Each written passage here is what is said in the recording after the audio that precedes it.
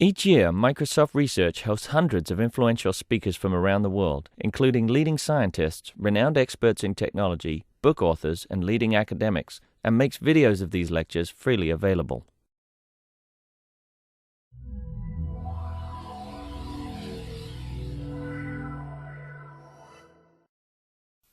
Shall we start, or what do you think? Okay, I think all of you are here. Okay, so today, this is my fifth lecture, last lecture, so I'm going to tell you about using an LP relaxation. So, okay, remember how to bound it. You can bound it using opt, or you can bound using a relaxation. So I'm going to use an LP relaxation today.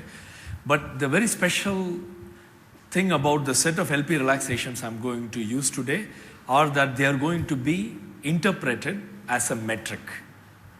Okay, so you remember what a metric is in a graph? I have a set of nodes, okay, and for every pair of nodes in the graph, so V cross V, I have a Dij. It's symmetric, Dij equals Dji, okay, and a metric is such a function which obeys non-negativity, okay, and if you like, in a metric the distance from a node to itself is 0, okay, and it obeys triangle inequality.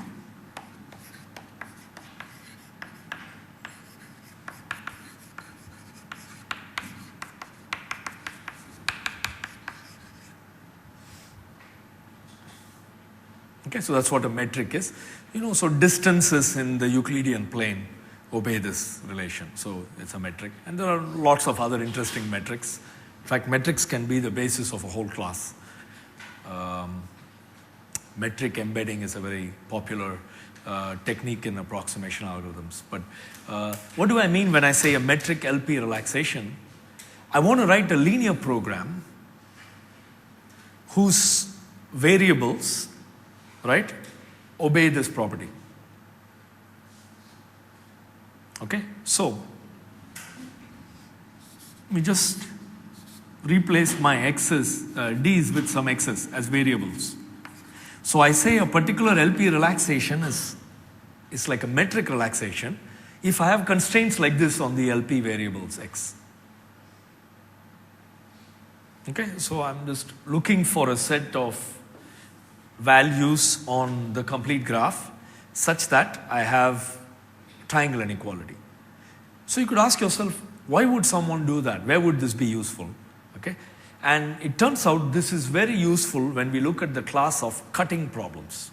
So let's start with the simple minimum cut problem between S1 and S2. Okay, so I'm given a graph, edges have costs, right? And I'm looking for a minimum cost set of edges such that if I remove those edges, I disconnect S1 from S2. That's the S1, S2 cut problem, min cut problem. Okay? So let's look at a minimum cut separating S1 and S2. Let's say it is this cut.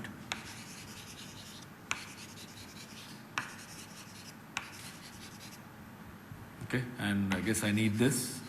I also need this. Okay, it's a cut, this cut. Okay, so here is the key insight to go from here to here. What will an integer programming formulation for S1, S2 cut look like? What would be the decision variables? For the edges, so x of the edge will be whether that edge is in the cut. It will be 0 or 1. So the integer programming solution I want is 1 on all these edges and 0 elsewhere, right?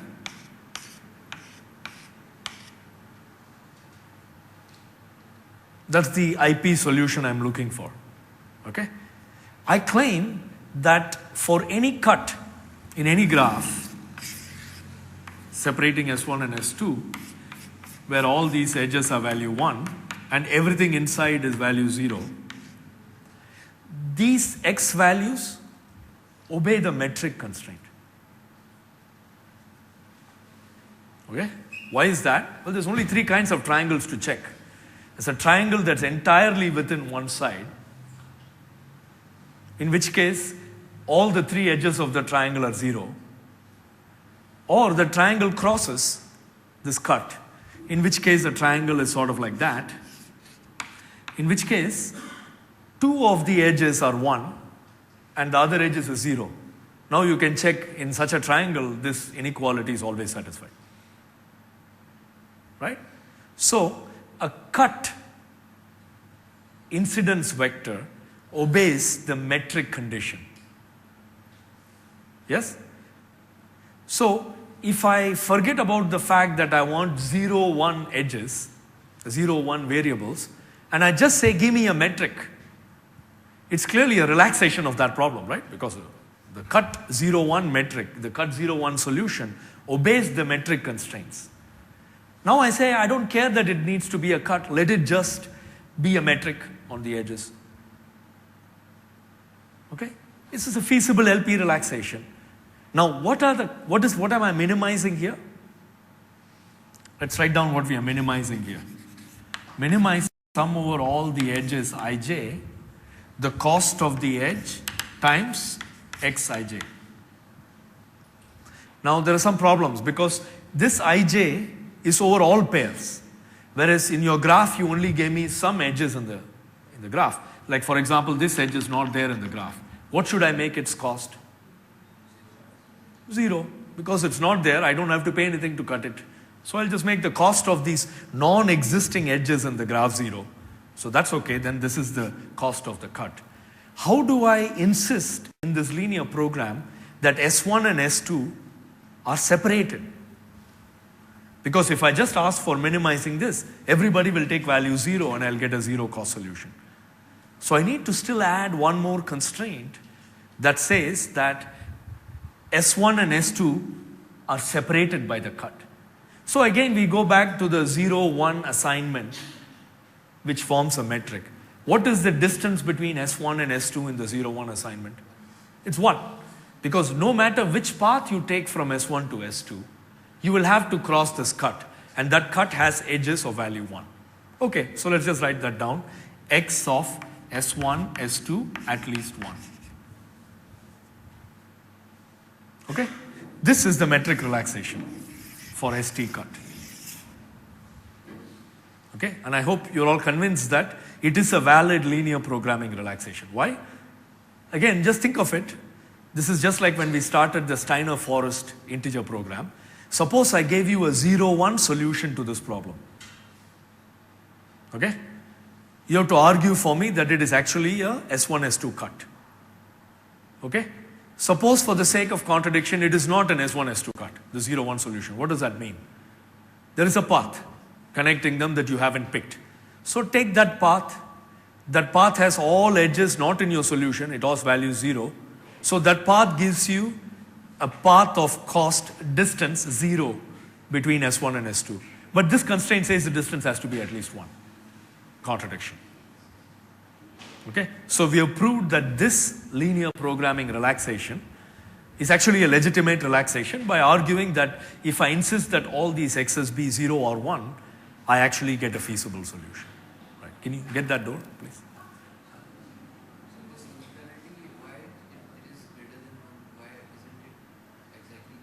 Again, it's like the previous times. You can make it exactly equal to n1 without loss of generality. It would not change anything. Because if indeed the shortest path using these x's as distances between S1 and S2 is bigger than 1, then I can just kind of reduce the value, the x value on some of the edges, and assuming all the costs are non-negative, it would be an improvement. So, I'll just leave it as it is. Okay, any questions? This is the basis of all the things I'm going to do today. It's the shortest distance between. Actually, now you can reinterpret it. Okay, so actually we have to be careful. Okay, so let me draw a more detailed example.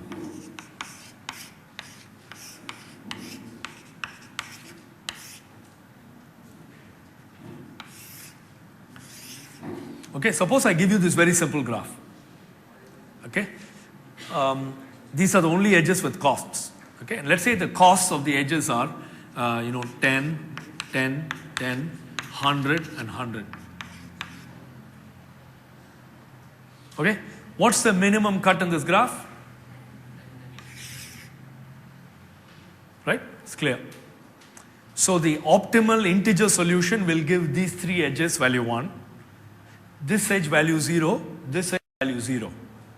What will the optimum integer solution give for, oops, there's not too many other edges, for this edge?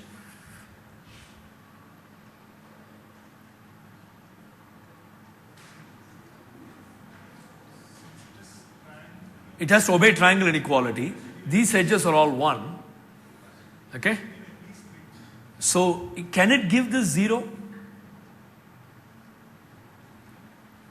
It can't, because if it gives this 0, then distance from S1 to S2 will not be 1. So, it better give this edge value 1. Okay? Let me make this a little more interesting. Okay? What would be the LP or integer program value given to this edge? Remember, it gives value 1 to this guy, 1 to this guy, and 1 to this guy. What will it be the value given to this edge? Can it be 0? Well, if it's 0, then this will be 0, this will be 0. The distance will be 0 from S1 to S2. Cannot be 0. Okay? What will be the value it gives to this edge? Let's actually say this edge is there with value 100. It will be 0. Even if it was not there, it would give it a value 0. Why? Because of triangle inequality. Because the distance xij between this pair is less than or equal to distance from this to this plus from this to this. But our integer program gave both of these values 0, so it can only give the value 0. Okay? So this introduces the idea of something called a metric completion. So in fact, the way to solve this LP is pick edges in the graph which actually cost you money. Okay? Figure out how you're going to assign those LP values, those X values. For everybody else, like who's not there, just set their X values based on the triangle inequality. In other words, you just run a shortest path computation based on the edges that are picked. Okay? So for example, one way I could give an LP solution here. So this was an integer solution. So make another graph.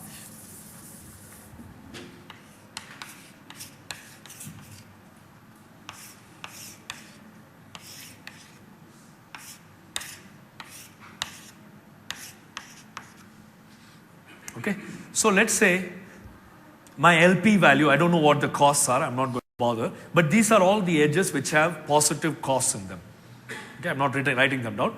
Let's say the LP value gave X value of 0.1, 0.3, 0.6, okay, 0.2, let's say 0.5, 0.3, okay, and then let's say this is 0.4, okay, this is 0.1, okay, and this one is 0.4 again. Okay, these are all LP values, X values for those pairs. Okay, I claim this is a feasible solution for this metric relaxation. Okay, the way to actually check it is, well, I actually haven't told you what the other pairs are. I only gave you X values for the pairs which have costs. But I haven't told you what the X value on this edge is. Okay? That's where the idea of a metric completion comes in. Okay? Metric completion says set Xij to be the minimum, right, over all the paths P going from I to J, right, of the X value of the path Pij. Okay, so in other words, between this pair, there are lots of paths. For example, there is that path, there is this path, right, there is this path, there is this whole path, right, there's a huge number of paths. You want to set the value of this Xij so that even the smallest path, right, does not, make you violate this inequality, right? So what you do is you just find the shortest path between them. What would it be? It's 0.4, right? It's not 0.6. All of these other paths won't comply. Okay? So now I can do that not just for this edge, I can do that for every missing edge. Now let's try to figure out what the x value between S1 and S2 will be. Okay? So I have to take every possible path between S1 and S2 and check that its value is at least 1. Right? That's what the LP wants me to do. Wants me to make sure that I install at least 1 unit of weight. So let's see, 0.1, 0.3, 0.6. That's good. 0.1, 0.4, 0.1, 0.6. That's good. 1.2. 0.1, 0.4, 0.3, 0.2. Still good. It's 1. 0.5, 0.1, 0.4, 0.2. Yeah, 1.2. 0.5, 0.3, 0.2. 1. Okay. So basically, instead of writing this LP, I could have written some other LP, which says only give x values to edges in the graph. The others are implied by triangle inequality. And just insist instead, so instead of this pair, I could have replaced it with another set of equivalent constraints. Sum, right, over all the edges in a path ij of the x value of the edge should be at least 1. And it's not path ij, it's path S1, S2 in this case. Okay, this is true for all P S1, S2 path between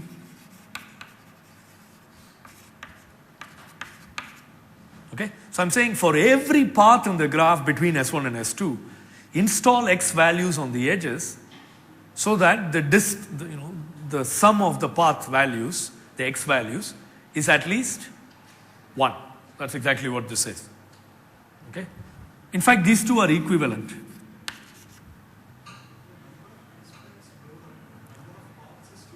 That's right. Point well taken. Okay? The trouble with this formulation is that the number of possible paths is exponential. Okay? But conceptually, it's very easy to think about this. Right? On the other hand, I've just told you that if you solve this LP, you will get exactly that thing. Right? So you solve this LP, it's only what? N cubed constraints plus 1, right? And then I'm claiming that what you will get can be thought of. You can just throw away all the xij's on the non-edges of the graph, retain only the x values on the edges of the graph, and then it will obey this constraint. Okay? This is basically what. I mean, another way, by the way, to think of this is, if you've never seen this before, if you think of shortest path distances using positive weights only, okay? This set of constraints actually encode it. So instead of running your Dijkstra's algorithm or Bellman-Ford or whatever, right? You could just say, look, some edges in the graph have weights, okay? Now find the value for the other pairs which don't have direct edges between them, such that the value you find is the shortest distance between the pair. You could just write down these triangle inequalities for all the triples. And if you minimize the pair that you care about, the xij value, the actual value you will get will be the shortest path. So this is an alternate shortest path algorithm using linear programming. Right? If I want to find shortest paths in a graph between a pair, I'll take all the costs in the graph. Okay, I'll just set it to be equal to the x value. For all the others, I'll let it jiggle. Right? I mean, they can float. And then I'll try to minimize the amount that I can set the x value between the source and destination, subject to obeying triangle inequality. Okay, so basically that method will work. Okay, of course, you will run into trouble if there was a triangle which already existed and didn't obey triangle inequality in the graph. Right, because how can it obey this inequality if I gave you these distances? Right, but in that case, this 100 is a totally useless edge for you. Because you would never, in any path, take this 100 edge, you would always take the other pair. So, as a pre-processing in this shortest path computation, you will delete all the input edges which don't obey triangle inequality. You will just kill them. And then on the remaining graph, you will take the metric completion. That's what this LP is doing, which is exactly what this constraint is also trying to enforce. Okay? This is very important because this is the basis of this whole method. Okay? So once I have an LP, so this is an example of a feasible LP solution for my metric relaxation. Okay? Now here is so if you're all okay, I'm going to continue and round this LP. Okay? And today I'm also going to use all my algorithms that I'm going to use for rounding today are going to be randomized rounding. So in one lecture I get both metric and randomized methods in. Okay? But it's nothing fancy. I mean, I could have done summation instead of randomization. It just turns out to be an easy way to think about it. Okay? Alright, so we've got these constraints. This is the equivalent formulation. What is my rounding algorithm? You know what metric completion is. So the metric completion is a tool to get between these two formulations. Right? I could use the metric completion to start here and go to this triangle inequality obeying. So rounding algorithm. Okay? Notice that from S1 to S2, the distance is at least 1. So what I'm going to do is to pick a radius R, okay, uniformly at random, okay, in the range 0 to 1. So I'm just picking a ball radius, okay, between 0 and 1. And now output all the edges which are cut by the ball centered at S1 with radius R. That's all. Okay. This is the cut. When I say output the ball, I don't mean output the ball, but the boundary of the ball. Okay, so what am I doing here? I pick a number between 0 and 1 at random. Let's say I picked 0.7. Okay, so I go distance 0.7 in this graph. Which all nodes get within distance 0.7? Well, this guy, this guy, this guy. This guy is not at 0.7. He's at 0.8. Okay, so the ball of radius 0.7 will go like that.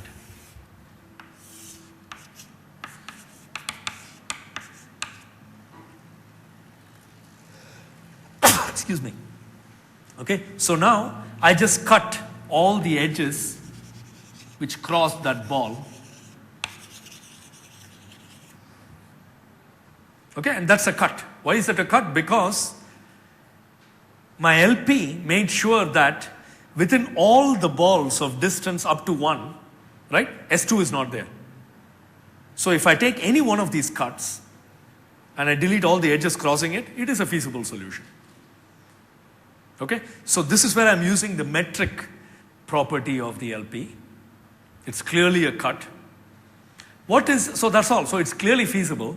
What is the expected cost of the output cut?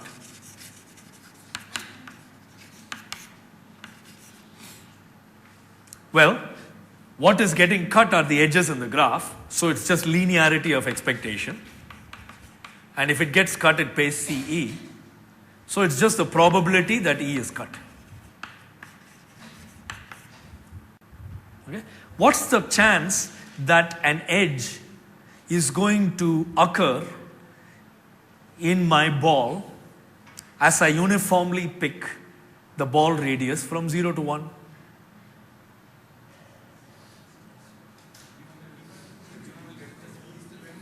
It's just the length of that edge. It's just XC. Why? Because how do I find the ball? I just take shortest path distances. So once one endpoint of the edge shows up in the ball, the other endpoint will show up exactly, well, not exactly, at most XC units later. Right? For example, if I have an edge, right? One endpoint of the edge is at distance, say, 0.3. The other endpoint is at distance, say, 0.4. Right? Then clearly this edge, right, cannot be more than 0.1. I'm sorry, cannot be less than 0.1. Because if it's less than 0.1, triangle inequality will be violated. So if it is exactly 0.1, then when I do the ball growing, once it hits here, in exactly 0.1 more time or radius, I would hit the other endpoint. It could be bigger. For example, it could be 0.2. In which case, still, after it hits this endpoint, in less than 0.2 time, the ball will leave it. Right? This growing ball will leave it. So an upper bound on the probability that the edge is cut, is exactly what the LP value gave that edge. Okay? But this is exactly equal to the LP opt. Right? CEXC. Okay?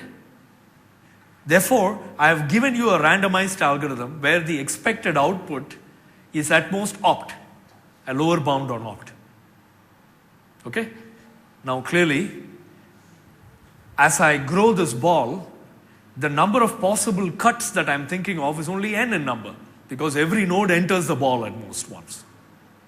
So there are only n cuts over which I have to enumerate, and the average over those cuts of the cost of the cut is opt. If the average is opt, then the min will be less than or equal to opt. In fact, every one of the cuts will be equal to opt. Because if one guy is bigger than opt, the other guy has to be less than opt, but there can't be cuts less than opt. Okay? So I'm claiming in this algorithm, I don't even need to have picked randomly. I can pick any R you like, and this algorithm will work. Every cut, which is a ball cut around S1, is a minimum cut between S and T. So here is a new algorithm for min cut. Okay? You don't have to do all this flow, augmentation, residual graph, all that stuff. Just write a simple LP and just pick any cut you like.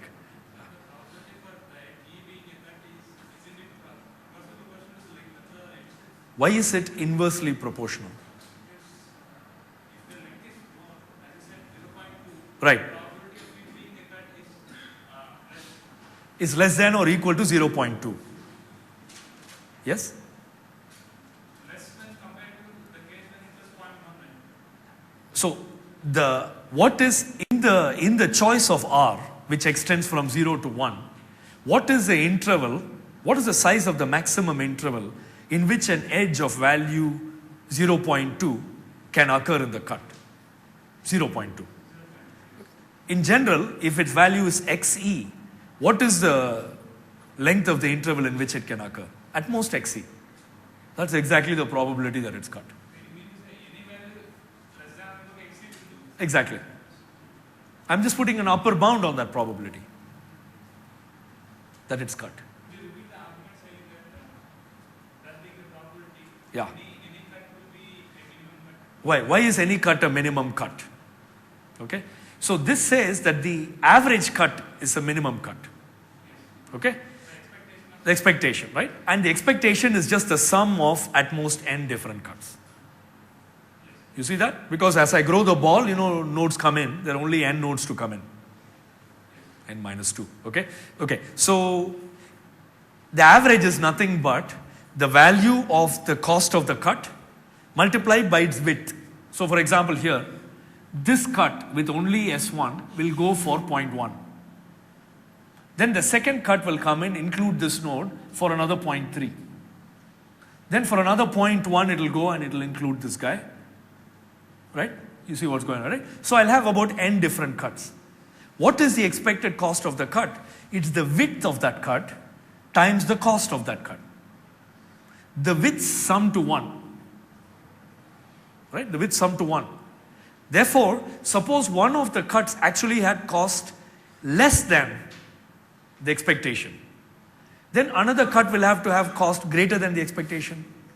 Okay? First of all, can a cut have cost less than opt? No.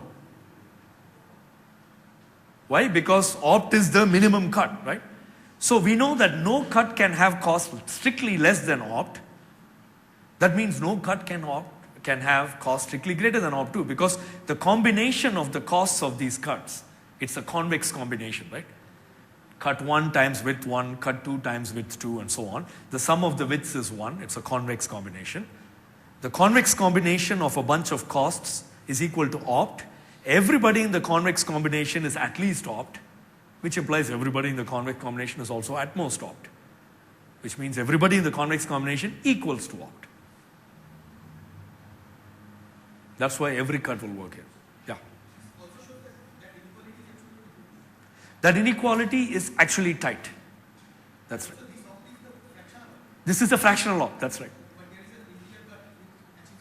Not one, all these cuts achieve that.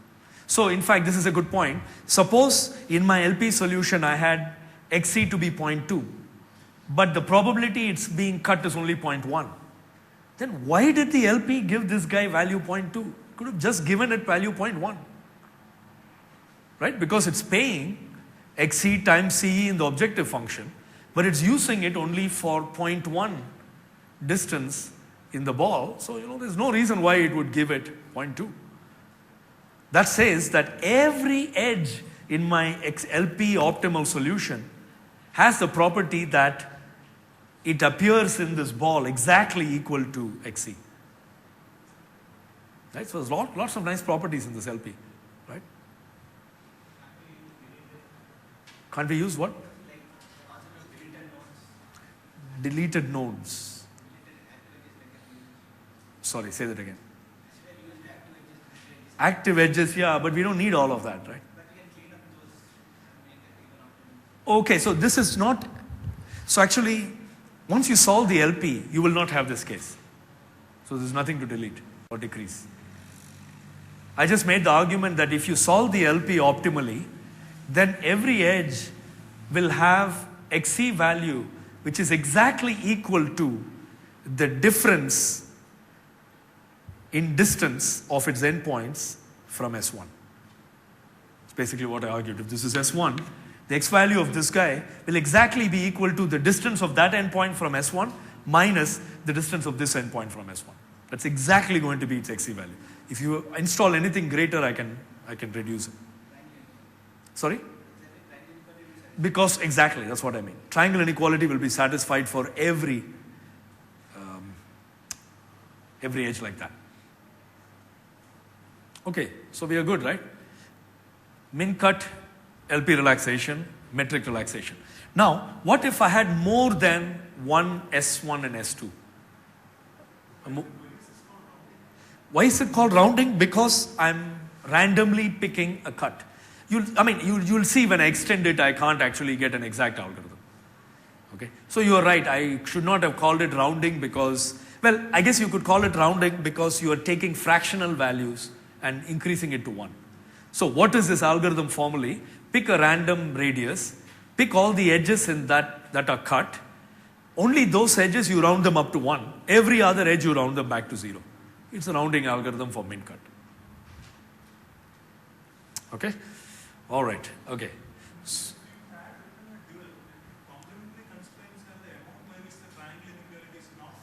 No. What will be the dual of min cut? Max flow. That's what it will be. Yeah. So it has nothing to do with. Yeah, it is true in some sense. Complementary slackness will say that if this is tight, the corresponding edge has positive flow in it. Right? And you can go through the dual and figure out what's going on, but it's exactly max flow. So it has nothing to do with metric. Okay, but that's away from my plan. My plan is now to ask the question, what if I had k different terminals? Okay, I have S1, S2. Okay, and I have other nodes in the graph too. Okay, and what I want to do is separate every SI from every other SJ. It's called a multi-way cut.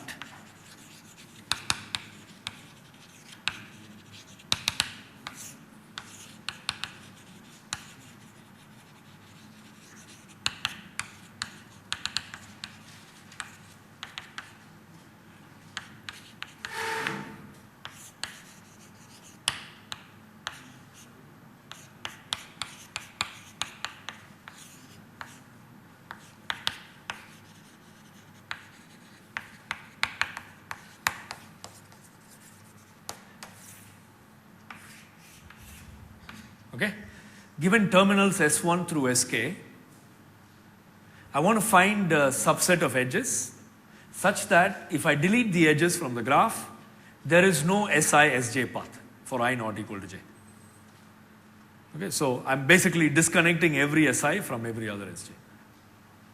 That's what a multi-way cut. So in this graph, a multi-way cut would look like this.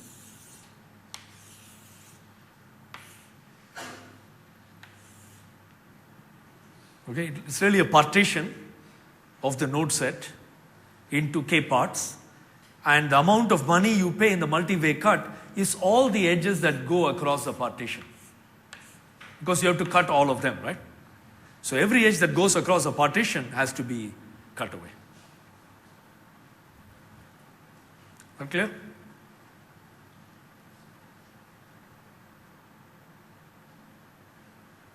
Okay, let's try what we did for min cut.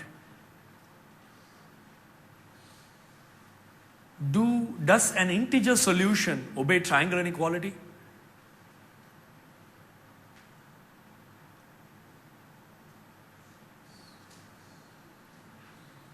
Right? I mean, the only thing you have to worry about is, I only have zeros and ones. The only way triangle inequality can be violated is if I have a 1 with 2 zeros. Then it will be violated. Everything else is okay. Okay? But if I have a 1, that means these two endpoints are on two different blocks in my partition. So clearly one of these edges is also going to be a 1. So indeed it obeys triangle inequality. So if I take a 0, 1 solution to the multi-way cut problem, it obeys the metric conditions. So I have a metric relaxation, except instead of asking for S1, S2, I just ask for every Si, Sj that the distance is at least 1. That's it. Excuse me. Which is the same as asking that for all paths between Si and Sj, right? The length of the path, the length of the x values that you installed in the path is at least 1. Is that clear? Same LP relaxation. I just lifted it from 2 to k. Okay. Okay, now, what is my rounding, you think?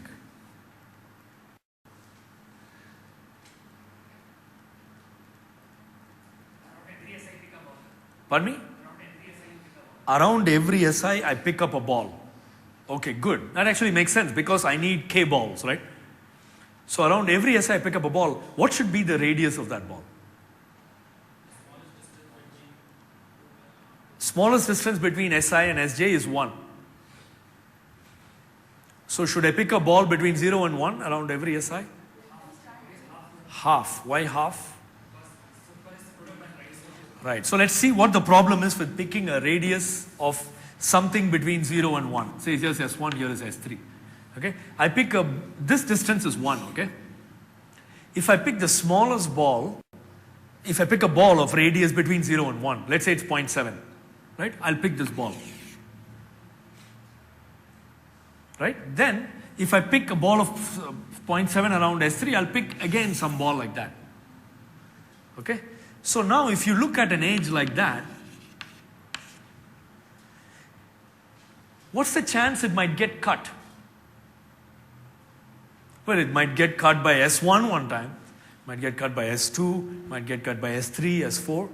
So the probability that this edge is cut as a result of this k ball cutting experiments is Xe times k. I think that's the only bound I can put, right? Because Xe times k, because there are k different balls, each one is running this argument.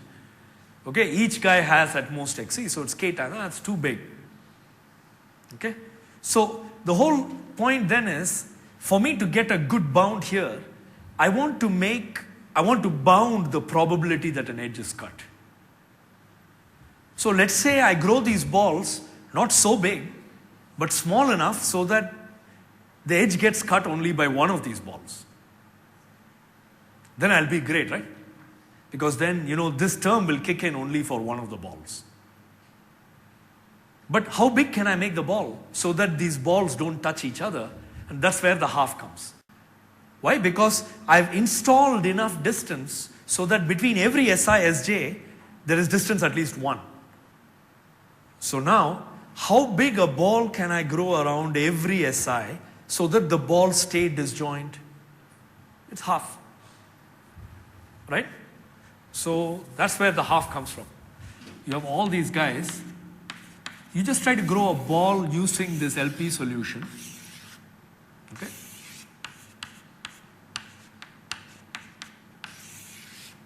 And you know, if you grow a ball of distance half, they will be disjoint, because you know, if they shared a node or a piece of an edge, through that edge or node, you would have a distance of less than 1. Okay, so this ball is strictly less than half. It's an open ball. Okay, so if you take these open balls of half, right, they don't touch.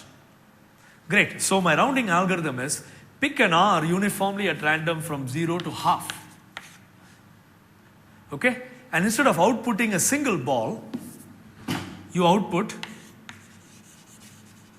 union over I of the ball around SI. Right? So again, what you should think of is all these balls are growing uniformly from 0 to half. You're picking one of those values between 0 and half. Right? And once you pick that one, so let's say you pick 1/4, everybody takes the ball of quarter around them, and all the edges crossing them are cut.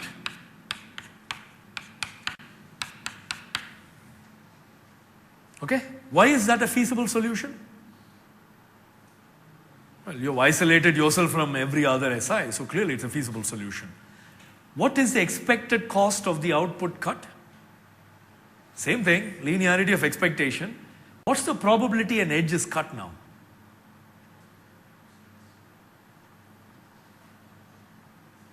Well, you could still, you know, if you're completely within a ball, you could still be cut up to the extent XC.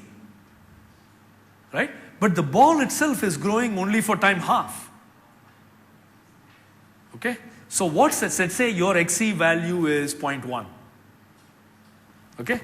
What will be the chance that you get picked up in this cut, which is growing only for time 0.5? Is 0.1 divided by 0.5, 1/5.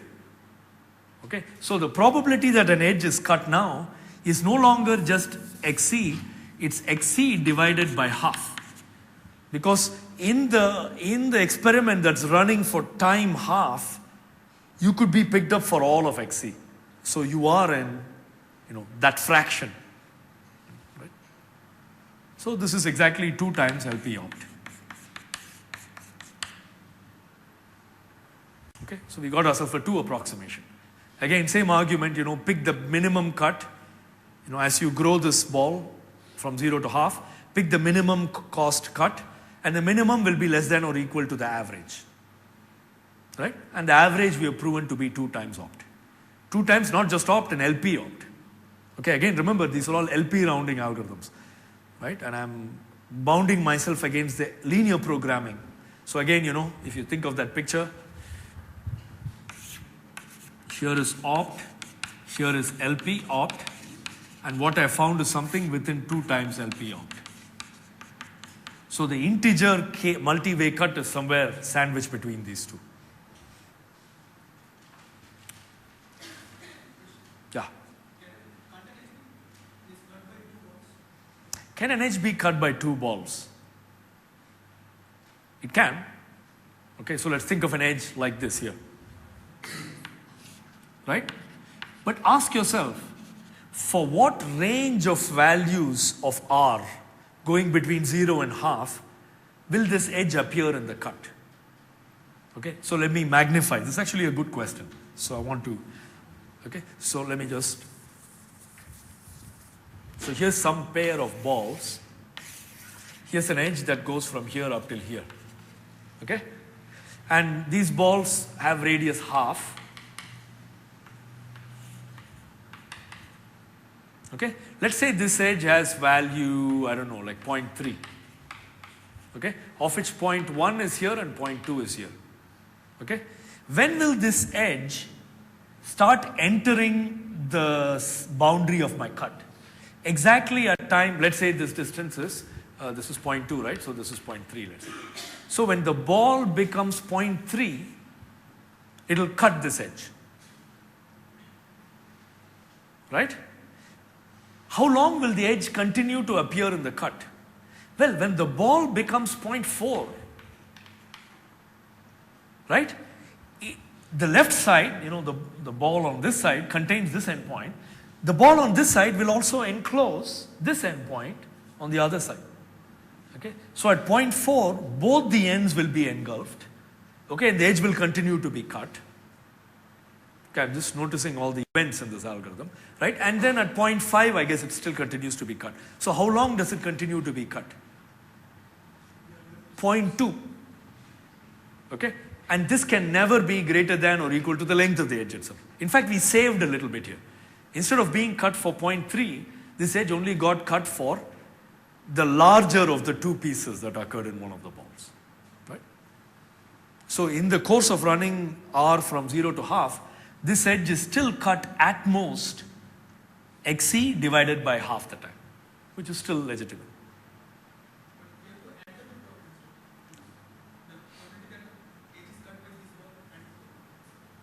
Why? No. When I said 0.3, all these balls are simultaneously growing. It's one event. Okay? Then when I say the radius is 0.4, all the balls have moved to here. I choose 1 R globally in the beginning. And I output the union, right? This is a dependent variable across all the balls. I'm not picking an independent R for each guy. That's not what I'm doing. It's important. I'm picking 1 R once and for all in the beginning of the algorithm, and then I'm just grabbing k different balls of exactly that radius R. Right? Okay, any more questions? If not, I'll go to the even more general problem, which is multi-cut. Okay, now in multi-cut, you're not given terminals, but you're given what? Should be familiar to you by now. I'm given terminal pairs. S1, T1, S2, T2, and so on. Okay? And I want to find a subset of edges such that G minus F has no Si Ti path for all I. Okay, instead of separating every terminal from everybody else, which is sort of like Steiner tree, right? Now I want to separate each pair. Okay, so I don't care that, S1 is in the same connected component as S2. I just need to separate S1 from T1 and S2 from T2. That's all. Okay, so let's visualize what the solution will look like.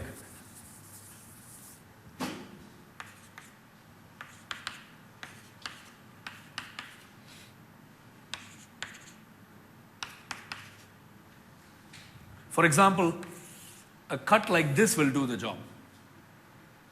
Because T3 has to be separated from S3, that's all. But it can be on the same component as T2, I don't care.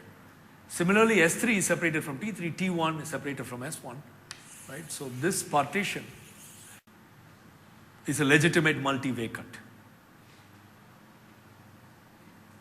Yeah. In the previous one, so even if we had not worried about this two balls having an edge, we would still have a full approximation because three balls can never cut an edge. That's true. So if I picked an R separately for each guy, then I might have to pay 2 times XE. So that will be 2 XE divided by half. That will be 4 approximation. Yeah. That's a good point. Yeah. I'm not sure. Maybe I'll use it somewhere else. Yeah. Could be useful. Yeah. Okay. So everybody understands what multi-cut is? Yeah. If I take all the edges in a multi-cut, do they obey the triangle inequality? Of course, yes. Because all the edges here are 1. The other edges are 0. I just have to check for the same kind of triangle with a 1 enclosed by 2 zeros. Right? So does it obey the triangle inequality? Now I'm not so sure. Okay, so this says that this endpoint and that endpoint are in 2 different blocks of the multi-cut, right? Then that clearly means at least this node has to be either in that block or in this block. It has to choose. Either way, one of these edges is going to be a 1. Okay? It's the same argument, okay? If I take all the edges of an optimal multi-cut, give it values 1, and everybody else values 0, does it obey the triangle inequality? Okay? The only triangles that might complain are those where I have a 1 edge enclosed by 2 0 edges. If I have a 1 edge, that means these two guys are in 2 different blocks of a partition of the node set. That means the third endpoint has to be in exactly one of these 2 blocks or a third block. But in either of those cases, one of these 2 edges becomes a 1, and we never have 2 zeros. Okay, so it's the same argument, and we are okay. That means I can still write this LP relaxation. And what are my constraints? XSI Ti is at least 1 for all I. Okay? In other words, all the paths between Si Ti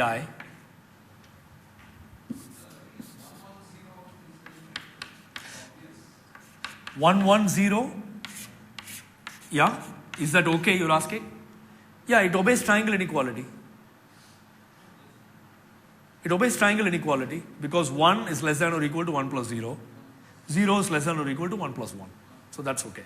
So these triangles exist in the solution. Like for example here, 0, 1, 1. It is there, yeah. Okay. Okay, so we have got our third LP relaxation, which is basically the same thing rehashed. Okay? Now, instead of going straight for the general proof, so I'm going to give you a method of rounding for this general problem, which has a performance ratio of 2 times the harmonic number of k. K is the number of nodes which are terminals. Okay? H of k is, remember, like 1 plus 1 over 2. That's what I'm going to show you. But before that, let me show you a 2 approximation when the graph is a tree. Okay, so now I'm going to take a slight detour and show you multi-cut in a tree. Okay, so let's do that.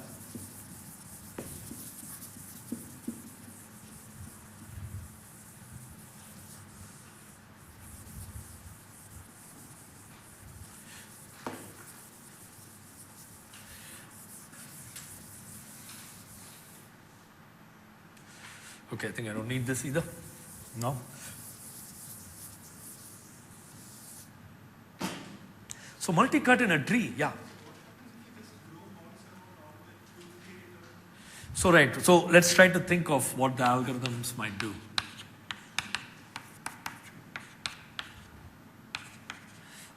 Okay, so the question is, can we grow balls around everybody?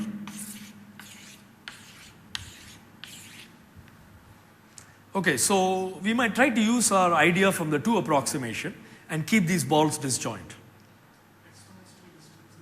Yeah, but the distance between S1 and T2 can be very tiny. So what do we do if they merge? That's really the problem. Okay, you see the difficulty, you appreciate the difficulty of this, right? You don't, yeah. So suppose I have an input where S1 equals T2. So what can you grow, right? One is they're like right next to each other. That's sort of an extreme case. Yeah. But that's because you are trying to do more than you need to do. I never asked you to separate S1 from T2. So why are you trying to go the ball around everybody? Yeah, S1 has to be separated only from T1. So why are you growing a ball around each one of them? Yeah, you could have done, okay, so this is a good point. You could have just done the SS, but again, I didn't ask you to separate S1 from S2. Same problem. So this is just like generalized Steiner forest. I don't want you to build a tree connecting everybody. I just asked you to connect S1 to T1. So similarly here, if you figure out which groups of nodes go together in one partition of the cut, then the problem reduces to a multi-way problem. because you know who's going where. But now you don't. That's what you have to figure out too. One sec, yeah. Huh?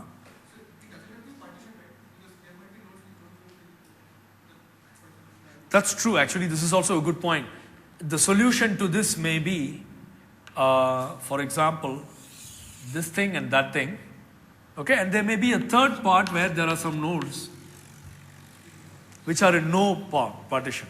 But notice that you can always take them and put them anywhere you like. Then why are you wasting money cutting? Right? So without loss of generality, it is really a partition. Yeah.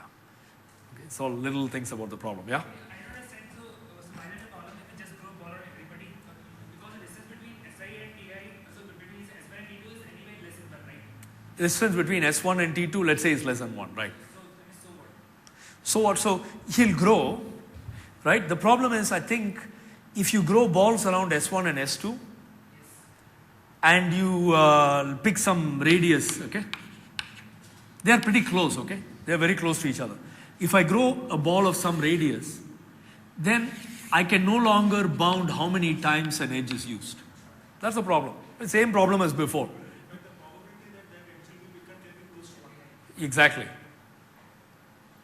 So that's the problem.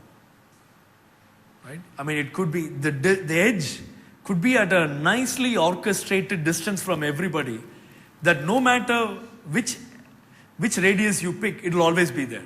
That's what you were saying. So for example, like there may be an edge here, its value is say 0.2. Okay? This guy is S1, S2 is here, it's a distance 0.2 from that edge. S3 is here, it's a distance 0.2 from the edge. S4 is here, it's a distance S2, 0.2 from this guy. And S5 is here, 0.2. Now if you pick any number between 0 and 0.2 and you take a ball around all the S's, right? I mean, so yeah, take any number between 0 and 1, right? And take a ball around all the SIs of that radius, this edge will surely be cut. Because if the number is between 0 and 0.2, this node will cut it. If the number is between 0.2 and 0.4, this node will cut it. And so on. Okay, so this is the difficulty with growing balls from everybody, trying to use the old idea basically. It doesn't work.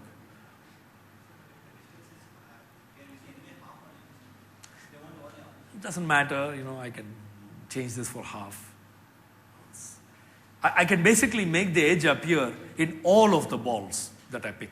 But that has nothing to do with X value. That's terrible, because it may be an extremely costly edge with a very tiny X value, and you will always included it in the solution. You can't hope to get a performance guarantee.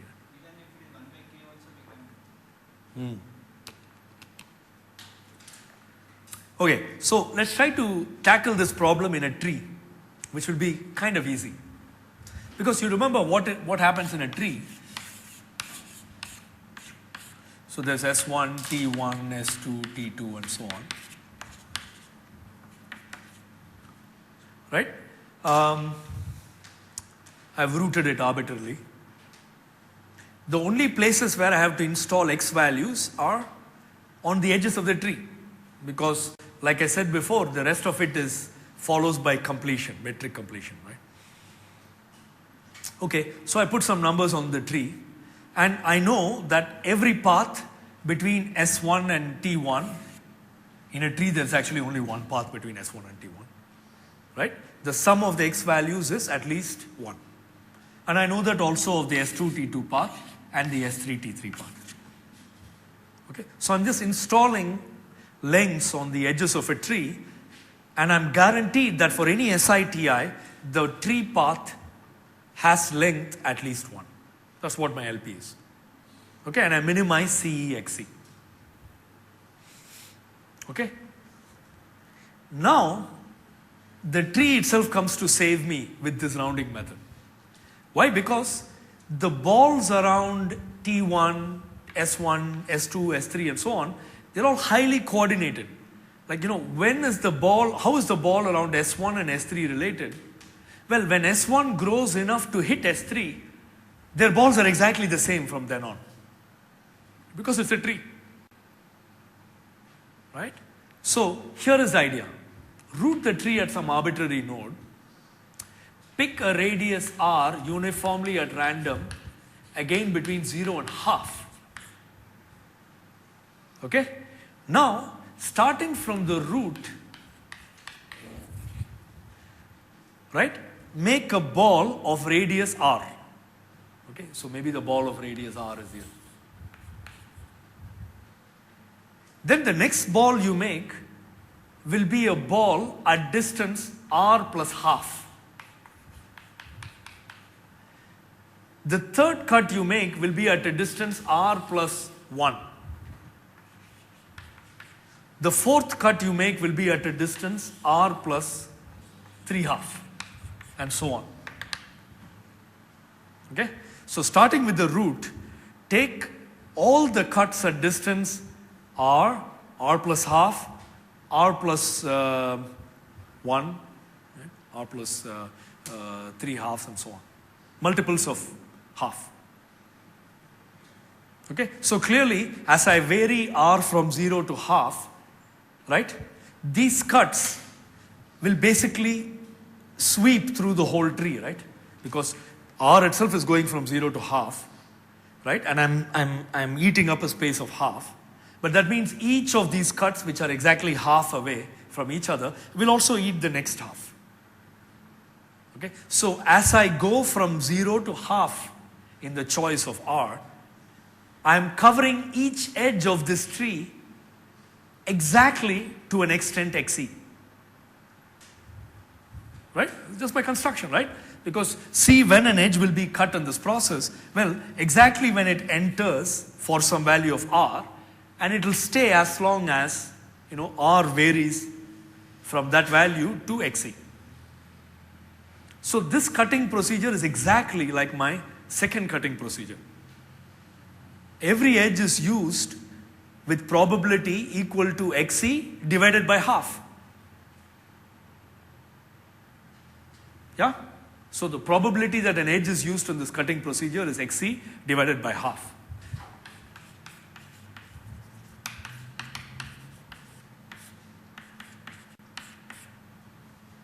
So by linearity of expectation, the expected cost of all the edges I cut is 2 times LP opt.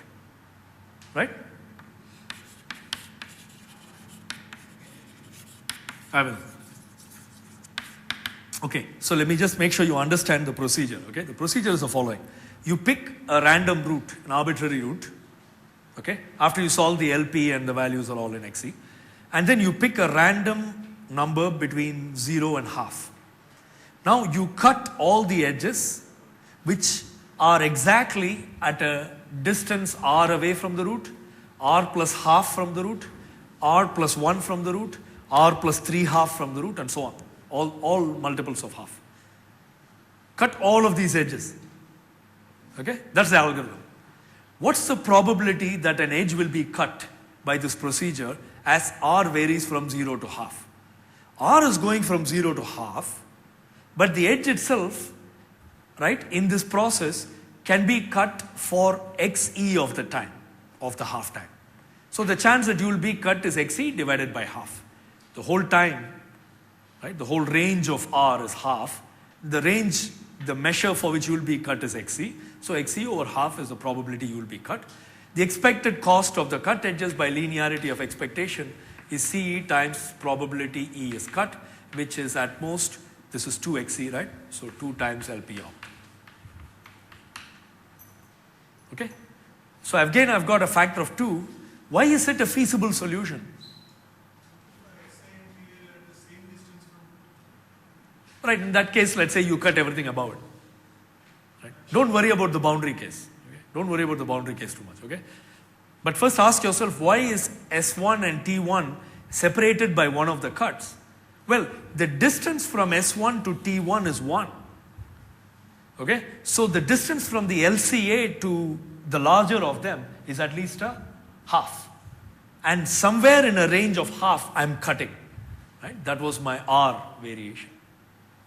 Okay? So somewhere my cut will hit the path from the LCA to the deeper of the two, thereby cutting the path between S1 and T1. The only boundary case is when they are exactly distance half from the LCA. But again, if we do use an open ball, it'll be gone. Yeah.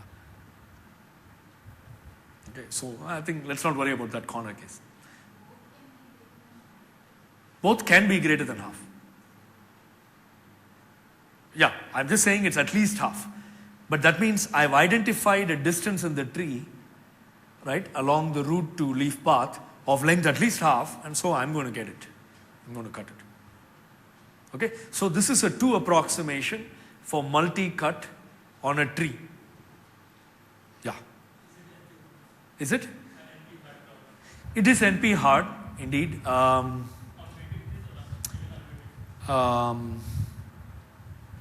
I want to say even unweighted trees, it's NP hard. Yeah. I can't think exactly of the relationship. The first paper on giving a 2 approximation for this problem is due to Garg, Vazirani and Yannakakis for the tree problem. By the way, that's a good exercise for you to do primal dual. So I told you what the problem is, right? So write the primal, write the dual, and try to increase the dual, right, until something blocks. When something blocks, take that edge in the cut and continue. You can get a 2 approximation algorithm that way. Okay? And I think that paper also shows it's APX hard. That means you can't get a PTAS, even on an unweighted tree. Actually, I take it back. In an unweighted tree, you can do dynamic programming. Actually, yeah, that's right. Yeah, think about it. So it's only in a weighted tree, yeah, that this is NP hard. Yeah, it's a little subtle how to do the dynamic programming, but you can do dynamic programming for the unweighted tree, I believe. Okay, so let me do the final thing, which is 2 times HK, right? 30 minutes. Okay, and here is one more really neat idea. Okay, this idea is a very powerful idea. It was originated by Chalinescu, Karloff and Rabani in the context of the previous problem, which is the multi-way cut problem. So I showed you a 2 approximation for the multi-way cut problem, cutting each SI from every other SJ. These guys, CKR, came up with a 3/2 approximation for that problem.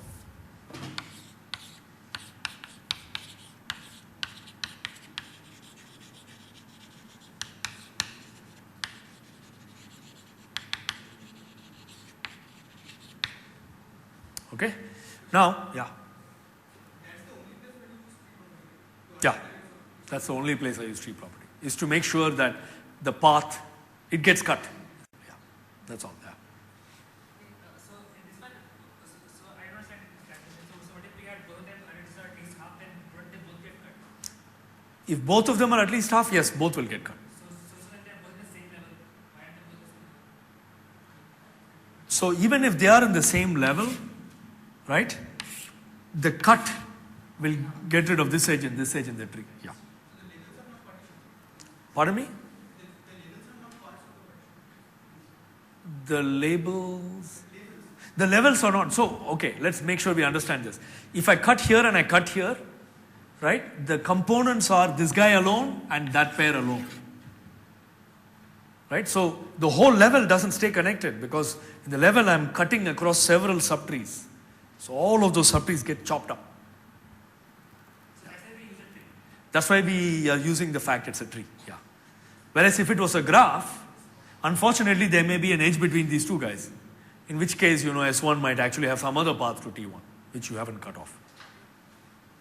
Right? That's, I guess, what you're asking. If they are exactly at the same level, right? Then, yeah.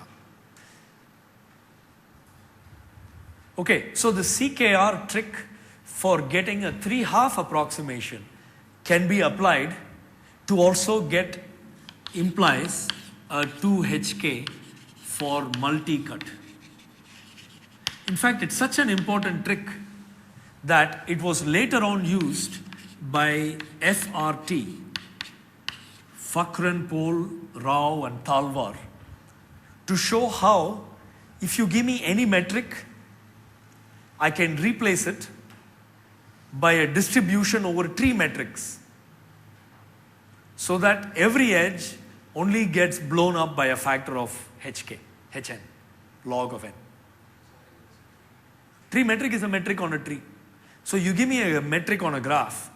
Okay? I will give you now, I'll process it, not I, these guys. FRT will process it. Okay? And they'll output a set of spanning trees on this graph.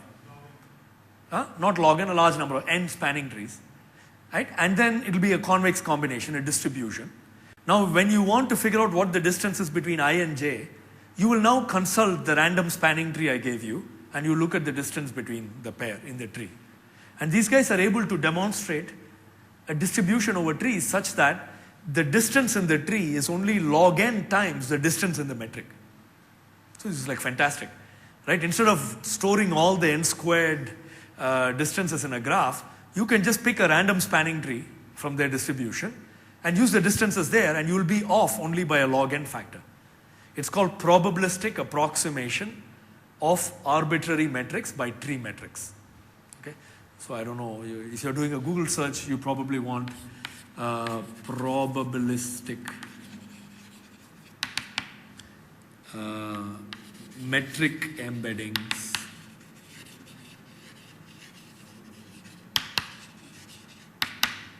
into tree metrics. Okay. Now, actually, the credit should really go to a guy called Bartal, who invented this idea. But Bartal's trees, the ratio was not log n, it was log squared n. Okay, so he came most of the way there, but he couldn't finish it. And people knew that you can't do better than log n. There was an example of a metric where no matter how hard you tried with trees, you could never get better than log n. So these guys finished off the job. The way they actually finished off the job is use the CKR trick, which I'm going to show you now. Okay, so after reading this, after understanding today's rounding, you should be able to go and read the FRT paper. Okay, or look for my notes. I have some notes in a course I taught with Anupam Gupta on metric embeddings. Okay, so if you go for metric embeddings, CMU, you will find some notes on this FRT algorithm. Okay, but this is just what I want to teach you is a trick at the bottom of it, which is also a metric rounding trick. Okay, all right. So let's commence that trick.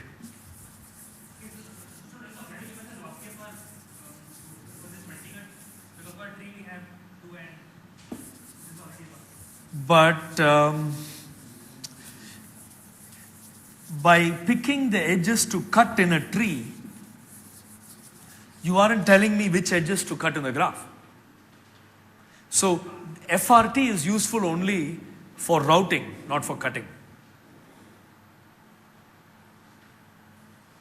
Okay, so you have a related idea, it's a detour, but it doesn't quite work. I mean, your idea of saying use FRT, go into these, start with the metric I got from the solution, convert it into trees, and now cut the tree. Well, if I cut the tree, I still have to cut the remaining edges in the graph to get a real multi-way cut. So, while the tree cut gives me a partition which is feasible, I have no way of bounding all the other edges which are the non-tree edges in that partition. But this only in the right area because in a tree, so the problem would be that we have two paths in the graph, which now become which now get used. Yeah. So what you want to do is to read a paper by Reike, okay, where he says, just like FRT, there is a way to approximate all the cuts in a graph. See, what FRT does is approximate all the lengths in a graph. But for the multi-way cut problem, you want to approximate the cuts in a graph. So Harold Reike had a paper, which was, I don't know, like Stock 2009, 8, something like that, the best paper. So look for his best paper award, and you will find what you want. Okay, that's again a digression. I'm not going to get into it. Okay, I want to do my CKR trick to get 2HK for multi-cut. Okay, here's the trick. Okay, so I have all these S1, T1, and so on.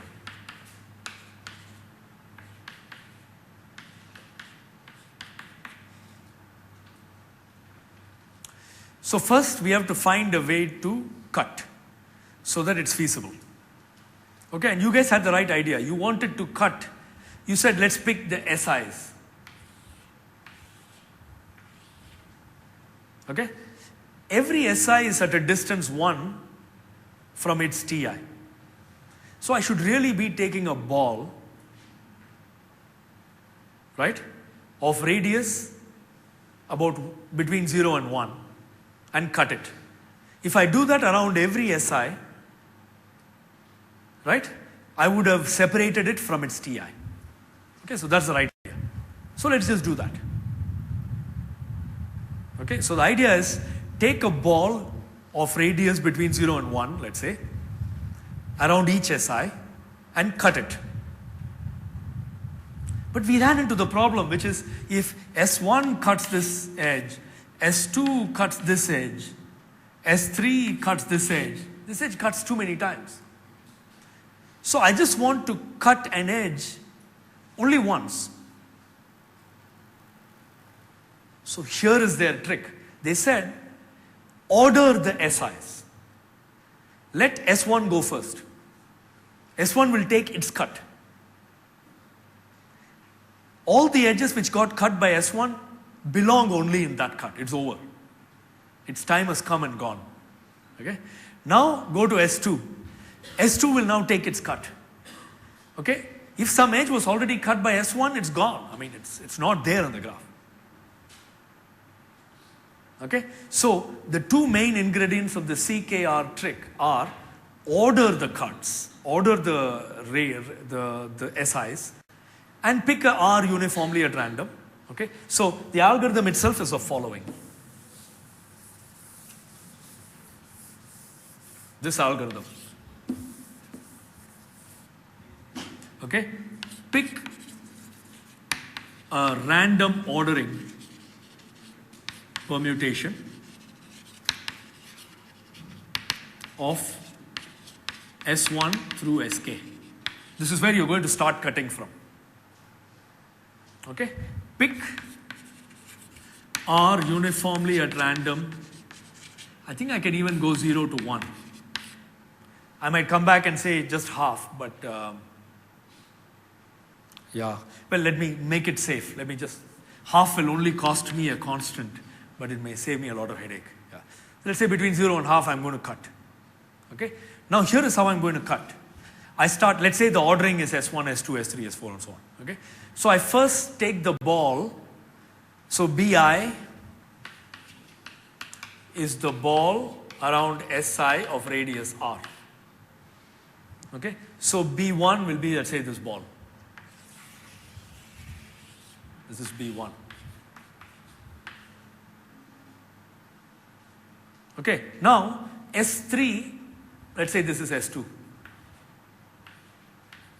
S2 is inside this cut already. Should I just leave it and go to S3?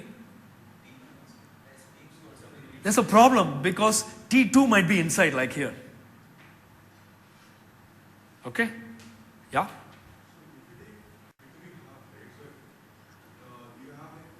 Excellent. Okay, thank you.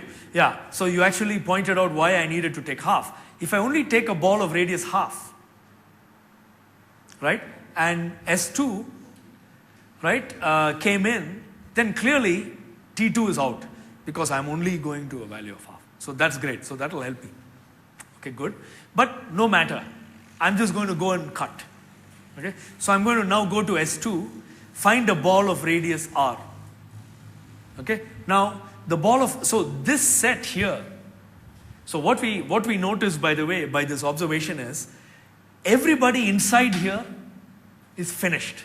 So for example, if I have a S20 here, I know for sure T20 is not in this ball. Right? So what I do is I mark all these guys. But I go to S2, I take a ball of radius R around it. Okay, so the ball of radius R around S2 will be a ball like that. Okay, it also has some part inside here, but these guys are all marked. Okay, so I take the ball around S2 of radius R. Now I mark these guys.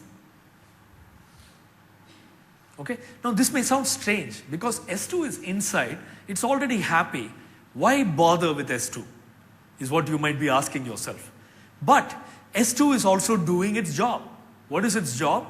By creating a ball of radius less than half, I'm trapping some guys and thereby releasing them from their mate. Right? Remember, what's the point of cutting a ball of radius less than half? Everybody who comes within is separated from their mate. So for example, S3, by picking this ball, has released T4 from its mate, which was here. Okay, so these guys are marked. Now I go to S3. S3 will now take a ball of radius R. It will mark it. And then S4 will take a ball of radius R. Right? And it will mark it. So is the algorithm clear? Start with S1. Take your ball of radius R. Mark everybody inside it. Go to S2. S2 may be marked, but no matter. Go to it. Take a ball of radius R. Mark whoever is not yet marked. Okay? So all the guys who are marked first, they are in component 1. All the guys who are marked second, they are in component 2. All the guys who are marked third, they are in component 3. All the components you formed are the blocks of the partition. By construction, every block is safe. Why? Because the block has radius less than half. Therefore, it doesn't have two people who are distance 1 away. So all the blocks are safe. Okay? And that's my algorithm. That's the whole algorithm. Okay? So finally, set block I to be Bi minus all the balls that have come before it.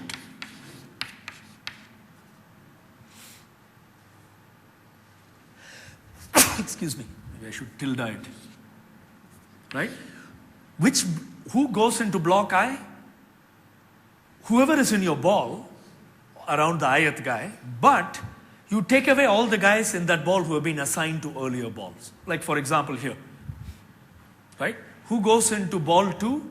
Everybody in radius R ball around S2, but these guys have already been marked, so they get deleted away. So whoever is left, S3 and T4, will be in B tilde 2. S2 need not be there. S2 may have been gone already. Yeah. Okay. So that's your partition. Okay. And output partition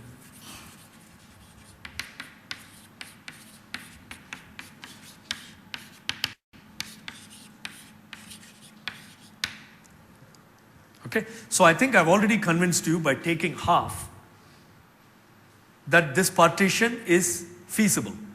That is, no block contains both Si and Ti.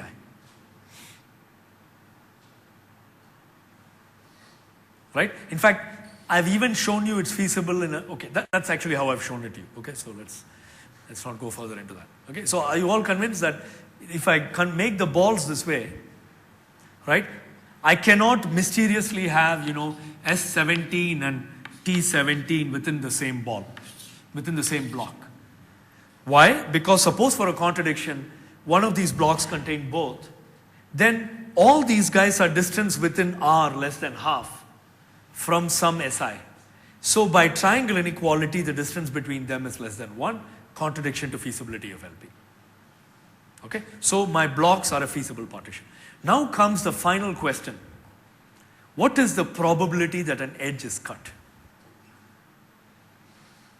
By linearity of expectation, the expected cost of this cut is CE times X, probability that the edge is cut. I'm going to show you that the probability that an edge is cut is 2HK times XE. Okay, earlier I showed XE divided by half. Now I'm going to show you XE multiplied by 2HK. And that will finish the whole proof. Okay, so now I get rid of the LP.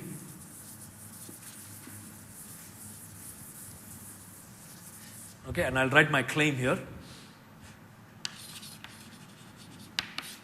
Probability E is cut in this procedure, right, is at most, it's exactly going to be like this.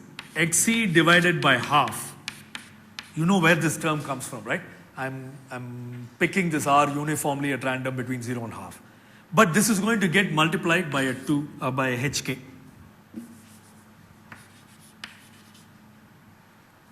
Okay, so that's my key claim.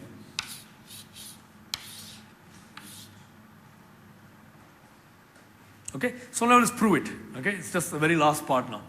Okay, it's a very simple thing to do. So here I am an edge E.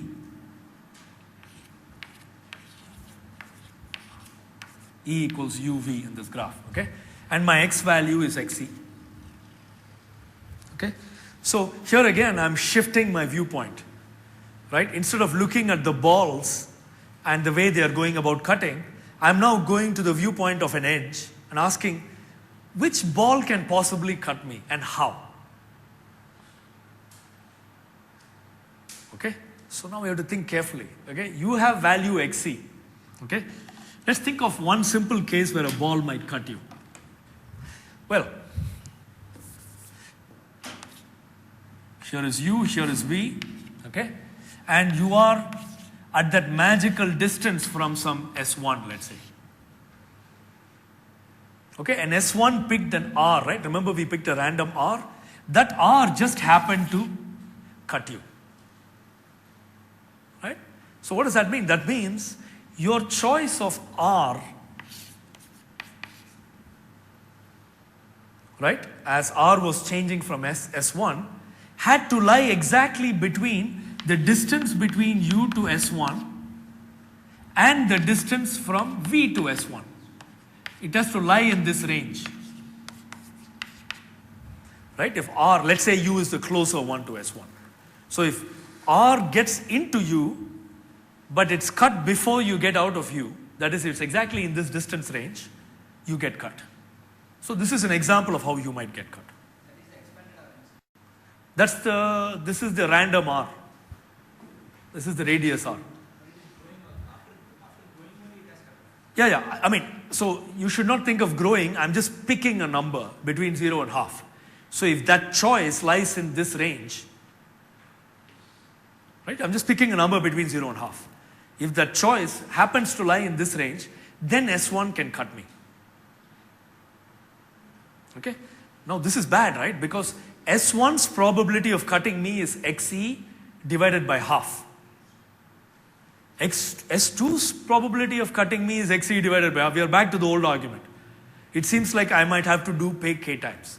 But here is the observation of CKR which helps you, which is, suppose there is another guy, like say S2, who's cutting me. Okay? Now, how can S2 cut me? Well, my distance from S2 has to lie, R has to lie in this range now for S2 to cut me. But now think about it. Here is the only saving matter in the whole algorithm. If the radius is picked to be this big, right? But S1 came before S2 in my random permutation. Then what would S1 do? S1 would trap U and V, because remember, right, it's a large thing, right?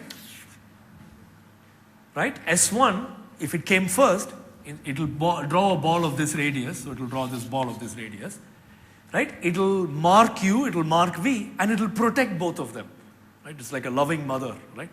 It's gotten, S1 has protected U and V. Okay, it's got a large radius, it came first. Okay, so like its children, it just marks them. And S2 will not be able to cut it. Right? Because S2 is outside, these two guys are marked already. Okay, so UV is saved from S2 if S1 occurs before S2 in the random ordering. Wow. The same thing also applies from S3, S4 and so on. When can you get cut by someone who is at the ith distance from you?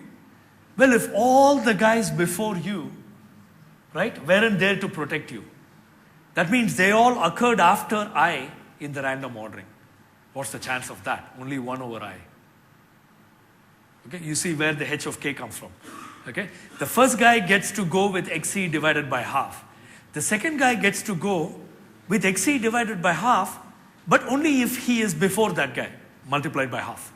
The third guy gets to go if he with XE divided by half, but only with probability 1/3, because he has to be the first among these three.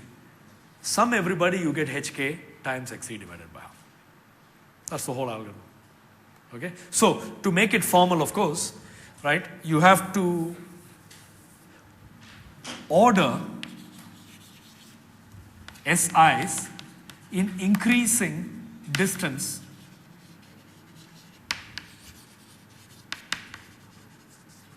from the edge E. Okay, so here's your edge E. Just pick where these guys are. Okay, so let's say this is S10, this is S7, S4, S6, S1, and so on. Okay, so this ordering is with respect to the distance from the closer of U or V in the metric LP. Okay, so I solve the LP. Based on that LP distance, I'll just order them. Okay, now just renumber them. Call this T1, T2, and so on. I'm just relabeling them. Okay. So the probability that E gets cut. Okay. So I'll finish the proof here.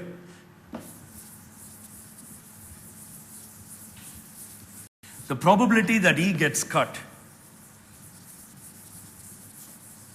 right, is the sum over I, that probability that E is cut by Ti. Right? Ti is, by T1 or T2 or T3, right? Union bound. Okay? What's the probability that E gets cut by Ti? Okay? R lies between, just what we wrote, right? Distance from E to, let's call it U. Okay? Distance from Ti to V to distance from Ti to U. Let's say U is closer. Okay? So I need the probability that R lies in this range. And, okay, Ti occurs before T1 to Ti minus 1 in permutation.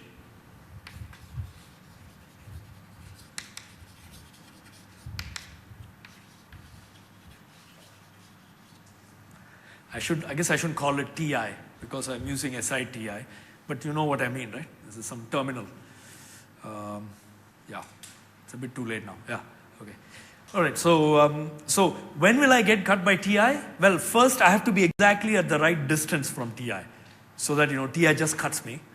And I should not be saved by somebody before me. That means Ti occurs first before T1, T2, T3 until Ti minus 1. Now let's see what this is. This is R occurs in this range. That's upper bounded by XE divided by half, just as before. And what's the probability that Ti occurs before T1 through Ti minus 1 is 1 over I.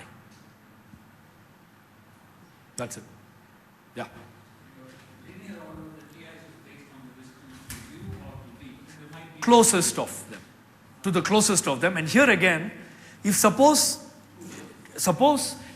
Ti is equidistant from U and V, Ti can never cut me, because the ball will come and hit both U and V at exactly the same time.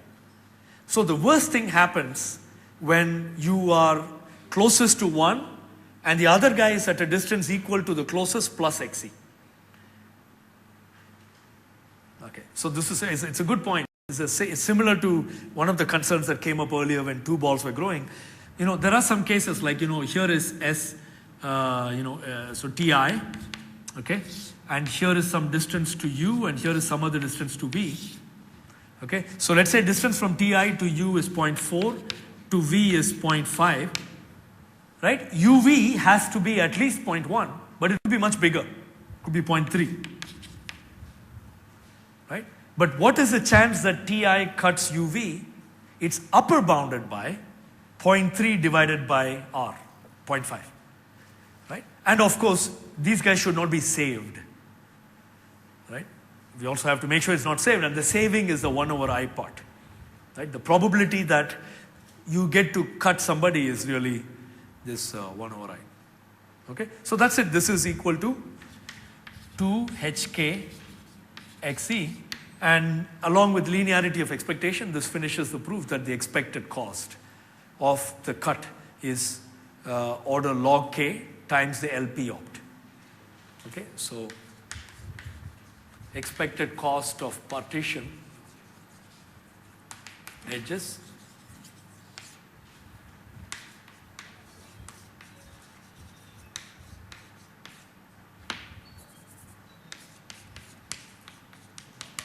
and that gives a randomized log k approximation. You can easily de-randomize all of these algorithms, right? Because the choice of R is between 0 and half, and there are only interesting events that happen for a small discrete number of values of R. Right? You know, whenever a node enters the cut, basically, or the balls. Okay, so that's that. So let's see, I'm almost there. I haven't talked about lots of references, but if you just do a web search for any of these problems, starting with vertex cover, price collecting vertex cover, greedy, uncapacitated facility location with greedy, primal dual, metric rounding, metric UF uncapacitated facility location rounding, then any of these cut problems, all of them are there in all those 3 texts that I told you about. The textbook, the most recent one by Shimois and Williamson, the previous one by Vijay Vazirani, and the previous collection of edited references, articles by Hogbaum. Okay, there are at least about a dozen course notes on the web on approximation algorithms. Okay, I have one with Anupam Gupta from 2005. I have one in my own website. There are lecture notes on network design, which have lots of these arguments. Okay, there are at least, Yuval Rabani has lecture notes, Chandra Chekuri has some nice ones, Moses has some, Sanjeev probably has some old ones. There's lots of stuff there on the web. Okay, so the best approach for you is to try to find these lecture notes where things are written out more sort of slowly, right, and understand this. Other than that, I'm hoping that I assume most of you probably won't work exactly in approximation algorithms. But one of the advantages of these methods is if you work in networking or databases or some systems problem, okay, and you have an optimization problem, which is NP-hard obviously, but you have to design a heuristic.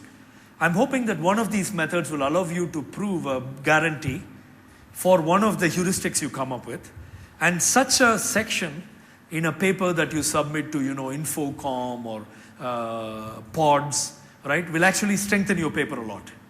Because in addition to giving a heuristic, which you implement, right, and then show results on, if you're also able to show some approximation guarantee, people really appreciate that. Okay, so I'm hoping you will be able to use this, if not directly as a pure theoretician discovering new results, at least to design new approximations, simple ones, right, which have a nice proof, a simple clean proof of performance guarantee, which you can include in your other papers that you're writing. Okay, of course I'll be more than happy if you started working in approximations, and I'm always looking for good students. So if you write a paper or you write something very nice related to approximation algorithms, I encourage you to email them to me, okay, and followed by your PhD application, and I'm happy to always look at that. That's my own. I also have a book which is available on the web on iterative methods, which I did not cover at all. Okay, but there are lots of places where you can watch a video of such things. Other than this, there is some very exciting work going on in other mathematical programming relaxations. One is called semi-definite programming. In fact, that's where a lot of the action is right now. Okay, so if you really want to work in approximation algorithms, you should read up about semi-definite programs and how you can round them and see what the limits of approximating them are. Okay, so that's one good place to look. The other place where there's lots of interesting action now is in submodular function minimization. Well, the plain problem has been solved, but all NP-hard variants of submodular function maximization and so on, there's all kinds of buzz around it now. But other than that, there's plenty of, there's a great way to try to discover new problems to work on, which is just to read journals or conference articles of people who work in very applied areas.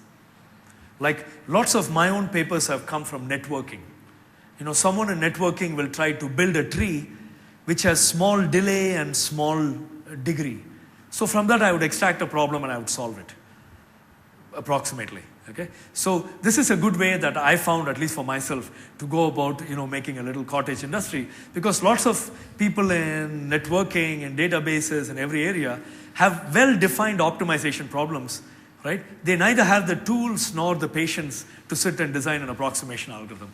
But people like me exist, and so I go and try to find these really nice sounding problems and try to design an approximation algorithm. Okay? So that's definitely a good way you can go about, especially if you are in areas related to logistics, operations research applications. There's lots of such problems. Okay? So I encourage you to try all of these things. Okay? And I wish you good success as you go about it. Okay? Okay. Good luck.